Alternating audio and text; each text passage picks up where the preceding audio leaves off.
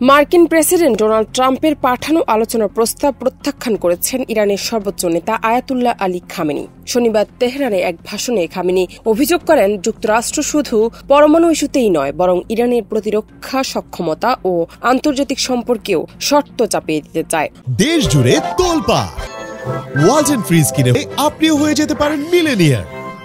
গত শুক্রবার এক সাক্ষাৎকারে ডোনাল্ড ট্রাম্প বলেন, ইরানের পারমাণবিক কর্মসূচি নিয়ে আলোচনার আহ্বান জানিয়ে দেশটির সর্বোচ্চ নেতা আয়াতুল্লাহ আলী খামেনিকে তিনি চিঠি পাঠিয়েছেন। ওই চিঠিতে তেহরানের দ্রুত অগ্রসরমান পারমাণবিক কর্মসূচি নিয়ন্ত্রণে একটি নতুন চুক্তির বিষয়ে আলোচনার আহ্বান জানানো হয়েছে।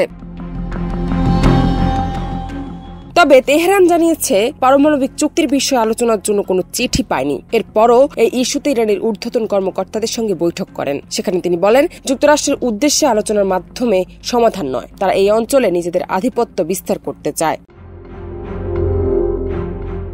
খামেনি আরো বলেন, আলোচনার আহ্বান তাদের নতুন একটি কৌশল। তারা পারমাণবিক বিষয় নিয়ে আলোচনা করতে চায় না, এর মাধ্যমে তাদের আকাঙ্ক্ষা চাপিয়ে দিতে চায়, যা ইরান কখনোই মেনে নেবে না।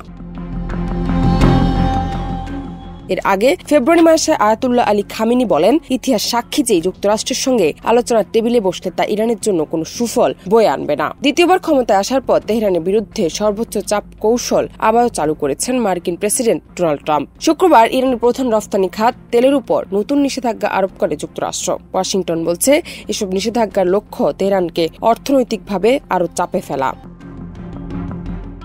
জান্নাত নিপু, দেশ রূপান্তর।